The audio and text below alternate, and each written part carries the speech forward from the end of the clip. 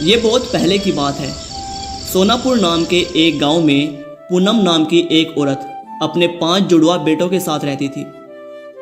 पांचों बेटे एक दूसरे से बहुत ही ज़्यादा मिलते जुलते थे, मानो जैसे एक दूसरे का ही रूप हो। पूनम के हर एक लड़के में एक अनोखा गुण था। पहला बेटा सामू, जो कि तालाब का पूरा पानी अपने मुंह के अंदर भर सकता था, वो भी पूरे 7 मिनटों के लिए। दूसरा बेटा रामू, जो कि अपने पैर बहुत लंबे कर सकता था। तीसरा बेटा जोधू, जिसका शरीर लोहे की तरह सख्त था। और चौथा बेटा मधु, जिसे आग से कोई हानि नहीं पहुंचती थी। और सबसे छोटे बेटे का नाम था लाडू, जो कि अपनी सांस को पूरे 1 दिन के लिए रोक सकता था। पांचों भाई दिखने में बिल्कुल एक जैसे ही थे, बस उनकी माँ ही जानती थी कि उनमें से कौन कौन है। पांचों भाई आधी रात को मछलियां पकड़ने जाया करते थे। भाइयों सुनो, मैं तालाब का पानी अपने मुंह के अंदर भर लेता हूँ, फिर तुम तालाब के नीचे उतरकर जल्दी जल्दी से मछलियां पकड़ लाना और तालाब से बाहर आ जाना। आप रोज रोज एक ही बात क्यों बोलते हो भैया? क्या हमने आज तक 1 मिनट की भी देरी की है? हम तैयार हैं भैया। इसके बाद सामू तालाब का पानी अपने मुंह के अंदर भर लेता है और बाकी के चारों भाई नीचे जाकर मछलियां पकड़ लेते हैं। और मछलियां पकड़ने के बाद जैसे ही वो घर पहुंचे, उनमें से एक भाई बोला, आज लाडू की बारी है। छोटे भाई, आज तुम इन मछलियों को लेकर बाजार जाओ और बेच कर आओ। ठीक है भैया, मैं जाता हूँ। इतना कहकर उनका छोटा भाई मछली की टोकरी को अपने सर पर रखकर मार्केट की तरफ चल पड़ता है। और जैसे ही वह मार्केट पहुंचता है, वह अपनी टोकरी को एक स्थान पर रखता है और वहीं खड़ा होकर मछलियां बेचने लगता है। और उसी समय वहां कुछ मछुआरे आते हैं और उसकी मछलियों को देखकर उससे कहते हैं, तुम्हें रोज रोज इतनी बड़ी बड़ी मछलियां कहाँ से मिलती हैं? हमें बताओ तो, और हमें इतनी अच्छी अच्छी मछलियां क्यों नहीं मिलती हैं भाई? हाँ, तुम ज़रूर कोई जादू टोना करते हो ना? मुझे पता है, मैं समझ गया। नहीं नहीं, तुम्हें बताना ही पड़ेगा। तुम रोज रोज इतनी बड़ी बड़ी मछलियाँ कहाँ से लाते हो? अच्छा, तो आप लोगों को जानना है। ठीक है, तो आप सुबह सुबह तालाब के किनारे पर आ जाना, मैं आपको बड़ी बड़ी मछलियाँ पकड़वा दूंगा। लाडू ने घर जाकर अपने बड़े भाई को सारी बातें बताई। उसकी बातें सुनकर सामू तैयार हो गया और दूसरे ही दिन सारे मछुआरे तालाब के किनारे पहुंच गए। सामू के अलावा बाकी के 4 भाई आज तालाब के किनारे नहीं आए थे। फिर सामू ने उन मछुआरों से कहा, सुनिए, मैं 7 मिनट के लिए तालाब का पानी अपने मुंह में भर लूँगा और तुम 7 मिनट के अंदर जितना मछली पकड़ना चाहो पकड़ सकते हो।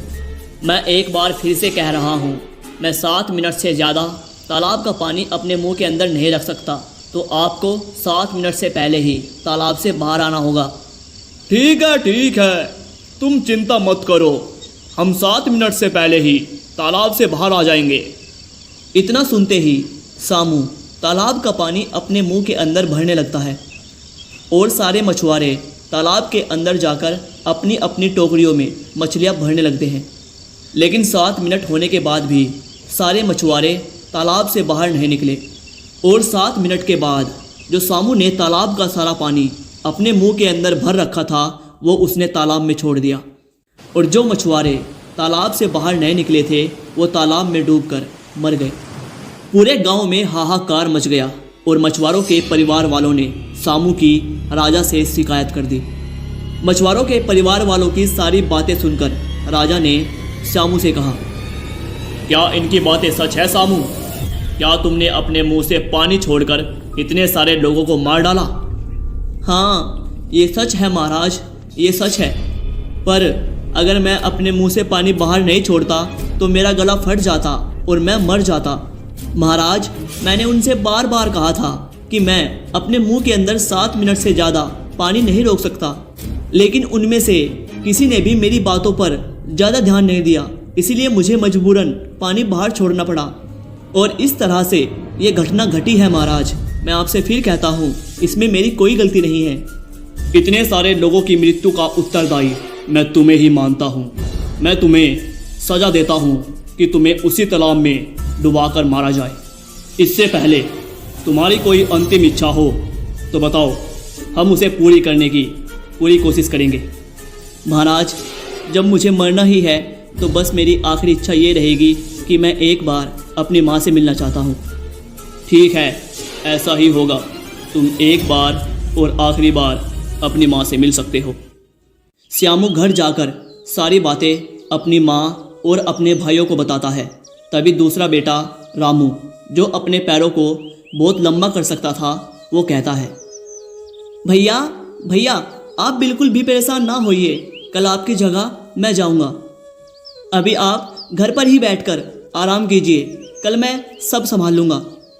अगले ही दिन रामू अपने बड़े भाई श्यामू की जगह तालाब में डूबकर मरने के लिए आ गया और पूरे राज्य की प्रजा भी इस सज़ा को देखने के लिए उस तालाब के पास आई हुई थी।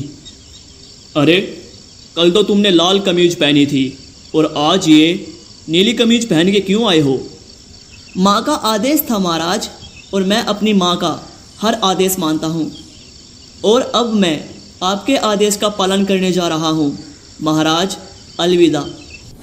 इतना कहकर रामू तालाब के अंदर चला जाता है, लेकिन उसे देखकर सारी प्रजा और राजा भी चकित रह जाता है, क्योंकि रामू की टांग भी तालाब में पूरी डूब नहीं रही थी। ये कैसे हो गया? पैरों में रबड़ लगा के रखी है क्या, या पैरों में ट्यूब बांध रखी है? तालाब का पानी तो सामू का कुछ भी नहीं बिगाड़ पाया। ये कैसे हो गया भैया? मुझे तो लगता है ये सामू कोई जादू टोना जानता है। ये क्या श्यामू, तालाब का पानी तो तुम्हारा कुछ भी नहीं बिगाड़ पाया। ठीक है, कोई बात नहीं, तालाब में डूबने से बच गए। अब तुम्हारी गर्दन मेरा जल्लाद काटेगा। बोलो बोलो, तुम्हारी अंतिम इच्छा क्या है? कल पूरी रात मेरी माँ रोई है महाराज, बस मैं एक बार अपनी माँ को देख के आ जाऊँ। इसके अलावा मेरी और कोई इच्छा नहीं है महाराज। ठीक है, ऐसा ही होगा। अब कल सुबह ही तुम्हारी गर्दन काटी जाएगी। भाइयों, आप सब तो जानते हो मेरी गर्दन कितनी सख्त है। मेरी गर्दन काटते समय तलवार ही टूट जाएगी। कल भैया की जगह मैं जाऊंगा। बेटा, हर वक्त अपने कान खुले रखना। माँ, आप हमारे लिए परेशान मत होइए, हमें कुछ नहीं होगा। अगले दिन जब राजा का जल्लाद उसकी गर्दन पर तलवार मारता है तो गर्दन पर तलवार लगते ही तलवार टूट जाती है। ये हो क्या रहा है? मैंने अपने जीवन में आज तक ऐसा कुछ नहीं देखा। प्रजागण सुनिए सुनिए, कल श्यामू को आग में जलाकर मारा जाएगा, फिर देखते हैं ये कैसे बचता है। महाराज, मैं आग से नहीं बच पाऊंगा। इस बात को मैं अच्छी तरह से जानता हूँ, इसीलिए मैं अंतिम बार अपनी माँ से मिलना चाहता हूँ।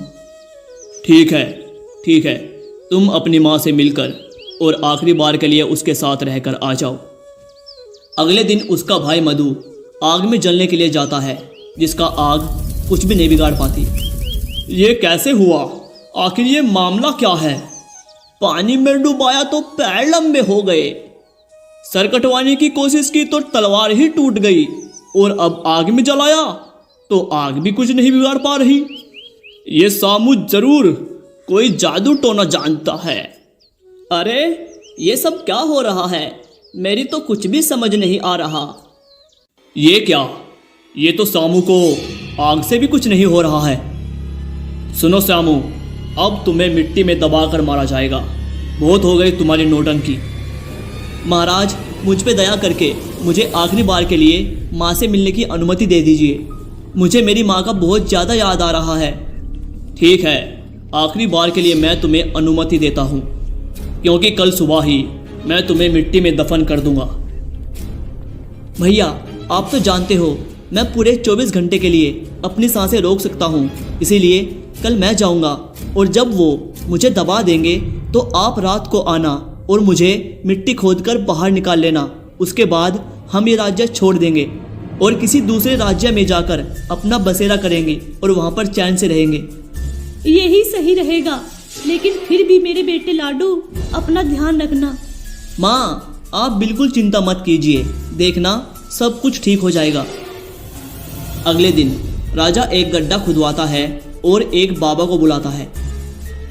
महाराज, इसके अंदर जो भी भूत था मैंने उसे भगा दिया, अब आप इसे मिट्टी में दबा सकते हैं। राजा लाडू को उसी गड्ढे में दबा देता है और फिर कहता है, आखिर पापी को सजा मिल ही गया, अब चलो सब अपने अपने घर चले जाओ। और जब घना अंधेरा हो गया, चारों भाई अपनी माँ को साथ लेकर उसी जगह पर आ गए जहाँ पर लाडू को दफनाया गया था। उन सभी ने जल्दी से मिट्टी को खोदा और लाडू को बाहर निकाल लिया। फिर उनकी माँ भानुमति रो पड़ी और बोली, जिसके पास ऐसे 5 अनमोल रत्न हैं, उसे किस बात का डर। चलो बेटा, अब यहाँ से चलते हैं और कहीं और जाकर सब कुछ फिर से शुरू करते हैं।